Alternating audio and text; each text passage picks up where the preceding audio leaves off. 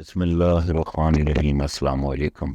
کروڑوں درود و سلام سرکار دو عالم صلی اللہ علیہ وآلہ وسلم اور ان کے آل پاک پہ۔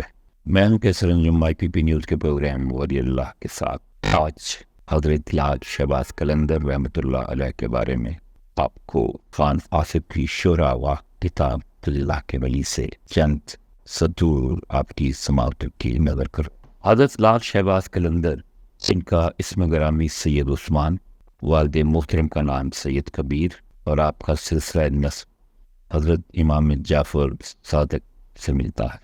پیر و مرشد نے لال شہباز کا لقب عطا کیا اور کچھ روایتوں کے مطابق آخری عمر میں آپ پر جذب و شکل کیفیت طاری ہو گئی تھی، اسی لیے قلندر کہلایا۔ حضرت لال شہباز رحمۃ اللہ علیہ نے تلاش علم میں مختلف علاقوں کے طویل سفر کیے۔ بعض روایتوں کے مطابق حضرت بابا فرید رحمۃ اللہ علیہ، حضرت بہاؤالدین زکریا ملتانی اور حضرت مختوم جہانیہ جہاندست جیسے عظیم صوفیاء سے آپ کی صحبتیں رہتی تھی، مگر تاریخی اعتبار سے یہ روایتیں درست نہیں۔ برٹن ہسٹری آف سندھ کے مطابق آپ علم لسانیات، صرف و نحو اور کے بہت بڑے باہر تھے۔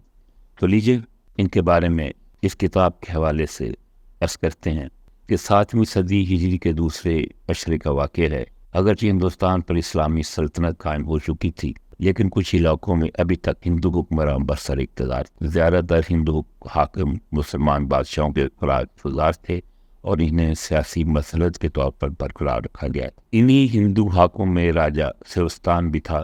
اس شہر کا موجودہ نام سہون ہے، جو حیدرآباد سندھ سے 88 میل کے فاصلے پر کیرتھر کی پہاڑیوں میں واقع ہے۔ اس شہر کو تاریخی حیثیت حاصل ہے۔ بعض مورخین کے مطابق اس وقت سیون کا حاکم راجہ جیر جی تھا، جو عرف عام میں چوپڑ راجہ کے نام سے مشہور تھا۔ ممکن ہے یہ اس کا علامتی نام ہو۔ ہندی زبان میں اندھیر نگری چوپڑ راج ایک مشہور محاورہ ہے۔ چوپڑ راجہ سے مراد انتہائی نااہل حکمراں ہے، جس کے عہد حکومت میں بد انتظامی، بے ایمانی اور ناانصافی حد سے گزر گئی ہو۔ اسی چوپڑ راجہ کے دور اقتدار میں ایک درویش نے سہون کا رخ کیا۔ پھر اس درویش نے اپنے چند خدمت گزاروں کے ساتھ سہون کو اس محلے میں سکونت اختیار کی، جہاں کی بیشتر آبادی زنان بازاری یعنی طوائفوں پر مشتمل تھی۔ درویشوں کا یہ مختصر ترین قافلہ شام کے وقت اس محلے میں داخل ہوا تھا اور ایک کھلے میدان میں فاکس مست لوگوں نے ڈیرا ڈال دیا تھا۔ رات بھر مختلف مکانوں سے ناچنے گانے کی آوازیں آتی رہیں۔ شراب کے نشے میں بدمست لوگ فجر کی اذان تک شور مچاتے رہے۔ درویش اپنے وظائف میں مشغول رہے، مگر اس کی خدمتگاروں کی نیندیں اڑ گئیں۔ وہ ایک دوسرے سرگوشیوں میں یہ کہہ رہے تھے کہ یہ کیا محلہ ہے اور کیسے اس کے مکین ہے۔ آخر یہ رات گزر گئی۔ پھر صبح ہوئی تو خدمتگار صورتحال جاننے کے لیے محلے میں پہنچے۔ گوشے گوشے میں ہندو آباد تھے، بس 2-4 گھر مسلمانوں کے تھے۔ درویش کے خدمتگار ان مسلمانوں کے پاس گئے تو صورتحال منکشف ہوئی۔ بابا آپ یہاں کہاں آ گئے؟ سہن کے مسلمانوں نے نوالہ درویشوں سے کہا، یہ ہندوؤں کی بستی ہے اور وہ بھی گناہوں سے بھری ہوئی ہے۔ یہاں ناچنے گانے والی عورتیں رہتی ہیں، جن کی سیاہ کاریوں نے ہماری زندگی وبال کر دی ہے۔ اگر کسی دوسرے شہر میں ہمارے لیے جائے ہما ہوتی تو ہم اس جگہ کو چھوڑ کر بہت پہلے جا چکے ہوتے۔ یہ اوباشوں کی نگری ہے، جہاں دن رات آسمان سے لعنت برستی ہے۔ اللہ ہی جانتا ہے کب ہمیں اس عذاب مسلسل سے نجات ملے گی۔ درویش حیران و پریشان واپس لوٹ آئے۔ اپنے مرشد سے کہنے لگے، شیخ یہاں سے جلد از جلد کوچ کر جائیں کہ یہ بستی ہمارے رہنے کے لائق نہیں ہے۔ آخر کیوں؟ شیخ نے اپنے خدمتگاروں سے پوچھا۔ خدا نے تمام صورتحال بیان کر دی۔ ہم لوگ غلطی سے طوائفوں کے ایک محلے میں آ بسے ہیں۔ غلطی سے نہیں ہے بلکہ قصداً بھیجے گئے ہیں۔ شیخ نے ایک خاص ادائے بے نیازی کے ساتھ کہا۔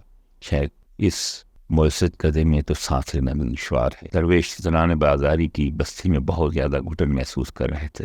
مسلمان کو اس لیے پیدا نہیں کیا گیا کہ وہ سازگار ماحول میں اپنے روز و شب بسر کرے اور چند روزہ زندگی گزار کر واپس چلے جائے۔ شیخ نے فرمایا، مسلمان ایک چراغ کی مثل ہے کہ جہاں تاریکی دیکھے وہاں چلا جائے اور اپنے وجود سے ظلمتوں کو دور کرے۔ بے شک اس وقت ہم فاسقوں اور فاجروں کی بستی میں خیمہ زن ہیں، مگر ہمارا قیام عارضی نہیں، یہاں درویشوں کا ڈیرا مستقل ہوگا اور اللہ اپنی قدرت سے اس بستی کی تمام غلاظتیں دور فرمائے گا۔ وہ پاک ہے اور وہی اپنی پاکی کے صدقے میں اس زمین کی ساری کثافتیں اٹھا لے گا۔ خدمتگار اپنے شیخ کے فرمودات سن کر بظاہر مطمئن ہو گئے تھے، مگر وہ دلی طور پر اس کیفیت و غلیظ فضا میں عجیب سی خلش اور بے چینی محسوس کر رہے تھے۔ دن کے اجالے میں اہل محلہ نے اجنبی درویشوں کو بڑی حیرت سے دیکھا۔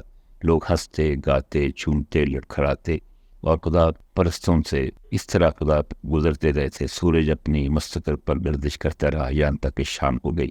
اندھیری کی آمد سے پہلے یہاں گھر گھر میں چراغ جل جاتے تھے۔ عطر اور پھول بیچنے والے گلی کی موڑ پر کھڑے ہو جاتے اور تاکہ خریداران بدمست اپنی ظاہری و باطنی تحفوں کو چھپانے کے لیے خوشبوؤں کا سہارا لے سکتے۔ برسوں سے یہی کاروبار جاری تھا، مگر آج کی شام اچانک بازار کا رنگ بدل گیا۔ روز کا معمول تھا کہ سورج ڈوبتے ہی خاموش گلیاں جاگ اٹھتی تھیں، لیکن آج حیرت انگیز طور پر دور دور تک سناٹا پھیلا ہوا تھا۔ عطر اور پھول بیچنے والوں نے دیکھا کہ رقص و موسیقی کے شائقین گلی میں داخل ہوتے تھے اور یکایک گھبرا کر پیچھے کی طرف لوٹ جاتے تھے۔ آتے وقت ان لوگوں کے چہروں پر سرمستی و خوشی کے آثار ہوتے تھے، مگر جاتے وقت وحشت و سراسیمی کی نمایاں ہوتی تھی۔ گل فروش انہیں آوازیں دیتے رہ جاتے، مگر وہ پلٹ کر نہ دیکھتے اور اسی طرح واپس چلے جاتے۔ کہ اب ان کے لیے بازار حسن میں کوئی کشش باقی نہ رہی تھی۔ رات آئی تو اس محلے پر سکوت مرگ سا گمان گزرنے لگا۔ کہاں طبلوں، گھنگروں اور آوازوں کا وہ شور کہ کان پڑی آواز سنائی نہیں دیتی تھی، لیکن کہاں یہ خاموشی کے بستی کے مکین اپنے دلوں کی دھڑکنیں بھی سن سکتے تھے۔ آخر توانشوں کے محافظ صورتحال جاننے کے لیے گھروں سے باہر نکل آئے اور گل فروشوں سے سردی بازار کا سبب پوچھنے لگے۔ گل فروش ایک ہی جواب دیتے، آنے والے گلی تک تو آتے ہیں، مگر آتے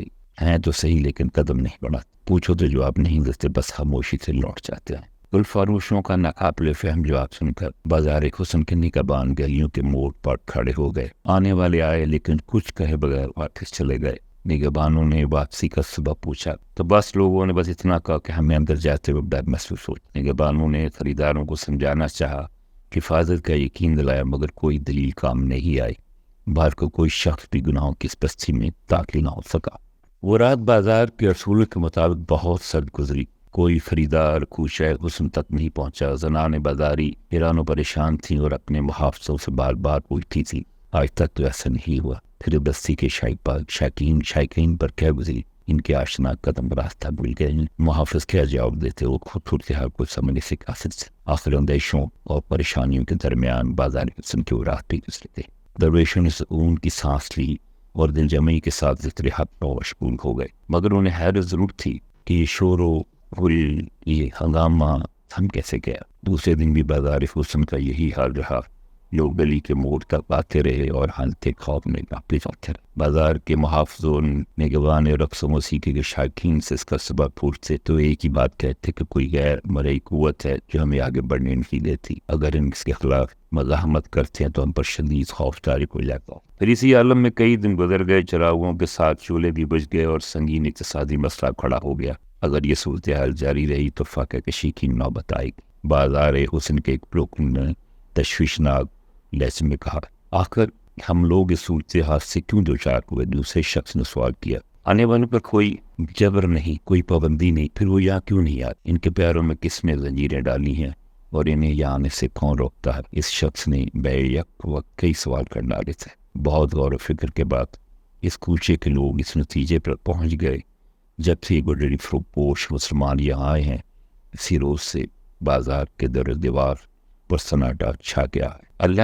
کے ولی نامی اس شورا آفاق کتاب جس کو خان آصف نے لکھا، اس کا اگلا حصہ انشاءاللہ اگلے پروگرام میں، اور حضرت لال شہباز قلندر رحمۃ اللہ علیہ کے بارے میں مزید خوبصورت باتیں، ان کی کرامات انشاءاللہ کل آپ کی خدمت میں پیش کریں گے۔ کیسر کو اجازت دیجیے۔